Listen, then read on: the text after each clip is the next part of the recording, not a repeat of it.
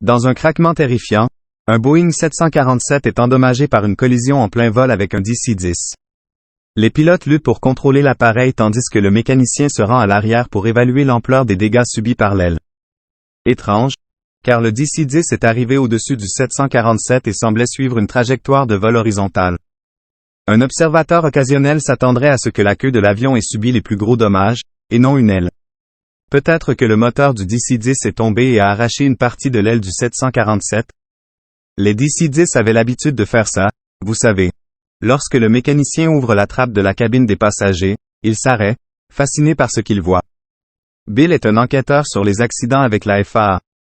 Grâce à un entretien avec le contrôleur aérien et à l'examen de l'enregistreur de voix du cockpit, il est facile de déterminer la cause du crash.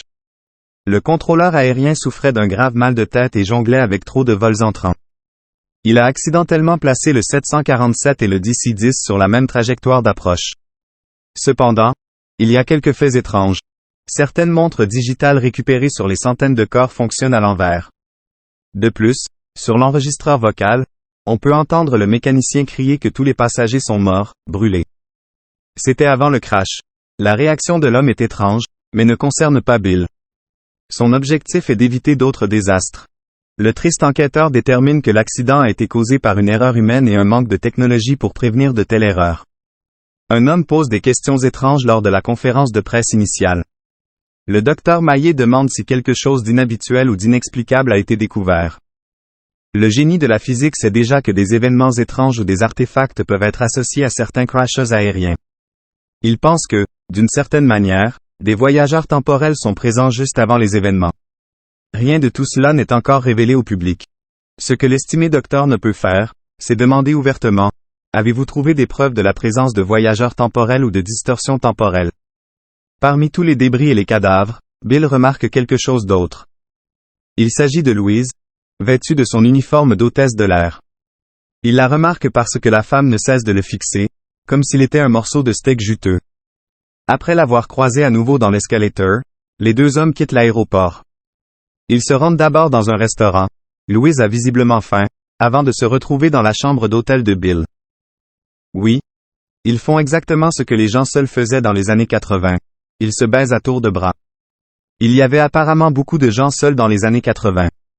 Après le sexe, Louise commence à se montrer très possessive.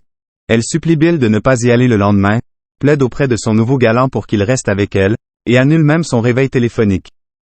Rien de tout cela n'ébranle l'accro du travail. Pourtant, il ne fait que quelques pas hors de la chambre d'hôtel avant d'y retourner. La mystérieuse femme a disparu. Plus tard dans la nuit, Bill rencontre à nouveau Louise. Il trouve un étrange objet clignotant parmi les piles d'épaves du 747. En examinant l'étourdisseur, il le fait décharger et se retrouve momentanément paralysé. Louise, qui a l'air bien différente, se matérialise à partir d'une passerelle bleue avec deux autres femmes. Les voyageurs du temps bavardent quelques instants avant de s'emparer de l'étourdisseur et de sauter à nouveau à travers le portail. Bill a à peine le temps de reprendre ses esprits que Louise a disparu à nouveau. Je parie qu'il a aussi mouillé son pantalon pendant qu'il était assommé. Si je pouvais compter les fois où j'ai eu une journée comme ça. Oh là là. De retour à son époque, Louise a peur de ce qui va se passer lorsque le paradoxe créé par Bill, qui s'est étourdi et l'a vu, se transformera en un tremblement de terre temporel. Elle endure une courte réprimande de Coventry avant que le tremblement de terre n'arrive. Le tremblement de terre n'est pas si grave, juste quelques secousses et des effets de flou. Cependant, il est évident pour Louise que Bill l'a déjà vu auparavant, ce qu'elle n'a pas encore vécu.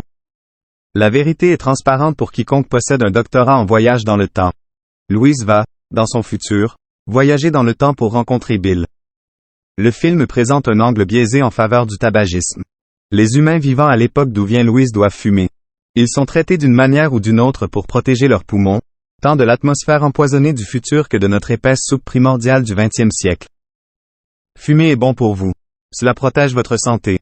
Combien Philip Morris a-t-il payé pour ce petit point d'intrigue? Les fumeurs du futur jettent également leurs mégots avec désinvolture. Les déchets brûlants sont instantanément désintégrés par une sorte de système de rayons laser. Bizarre. J'aurais une peur bleue d'un dysfonctionnement de la zapette laser automatique. Imaginez que vous laissiez tomber un contact. Zap, tout disparaît. Bon sang de bonsoir. En plus, ils ne peuvent pas en avoir dans chaque pièce, n'est-ce pas? Les gens du futur sauvant les victimes potentielles d'accidents d'avion pour aider la race humaine à survivre. À l'époque de Louise, tout le monde est stérile. En enlevant des personnes qui sont sur le point de mourir de toute façon, ils évitent le paradoxe et assurent une population de reproduction. J'imagine qu'un vol affrété rempli de résidents de maisons de retraite ne serait pas secouru. Les crasheuses d'avions commerciaux sont bien documentées, ce qui permet aux voyageurs temporels d'avoir une idée précise de leur cible. Tout cela a une sorte de sens quand on y pense. Chaque fois qu'une mission de sauvetage est exécutée, Louise et son équipe doivent prendre l'avion, comme dans Air Force One, mais avec moins de tirs. Elles s'habillent comme les hôtesses de l'air et sont introduites à bord dans un espace vacant, comme des toilettes.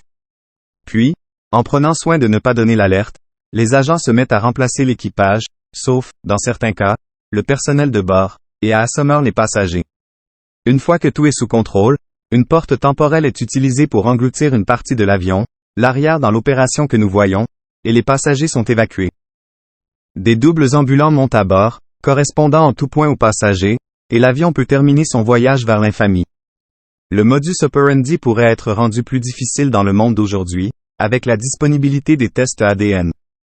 Bien sûr, cela pourrait être facilement expliqué par le fait que les futurs voyageurs utilisent des corps clonés. Bon, pas si facile, parce que maintenant ils doivent obtenir un échantillon de tissu de chaque victime de crash avant la mission. La raison pour laquelle les montres numériques découvertes fonctionnent toutes en sens inverse est maintenant expliquée. Je suppose. Redites-moi pourquoi des répliques de montres numériques du futur fonctionneraient à l'envers. Aussi, le plus grand paradoxe de tous est comment ils ont tout reproduit sur les passagers. La solution la plus simple serait de les déshabiller à la sortie de l'avion et d'utiliser ces vêtements et articles sur les répliques, mais ce n'est pas ce que nous voyons.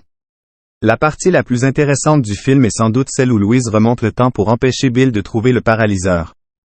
Cette fois-ci, nous assistons à leur rencontre et à leur nuit ensemble de son point de vue, y compris des passages qui n'avaient pas été évoqués auparavant. Au début, j'ai été rebuté, car ma mémoire est assez habile et je déteste que les films me montrent à nouveau les mêmes scènes.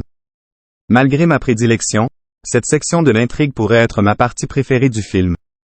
Bill est de la partie, littéralement, à plus d'un titre, mais regarder la fille du futur se frayer un chemin en séduisant et en essayant de détourner Bill est assez divertissant. Malheureusement, comme nous l'avons vu précédemment, elle ne réussit pas. Son échec déclenche une séquence d'événements qui force une évacuation d'urgence du futur. Je dois dire que les personnes évacuées des avions de ligne sont étonnamment calmes et procèdent à l'exode sans confusion et en un temps record. Bill et Louise franchissent la porte et disparaissent. Ils sont transportés dans un autre temps et un autre lieu, ce qui leur sauve la vie et leur permet d'accomplir un destin, repeupler la Terre. Alors qu'une explosion cataclysmique détruit la porte et que le souffle de l'explosion l'engloutit, Sherman le robot cite Winston Churchill, ce n'est pas la fin.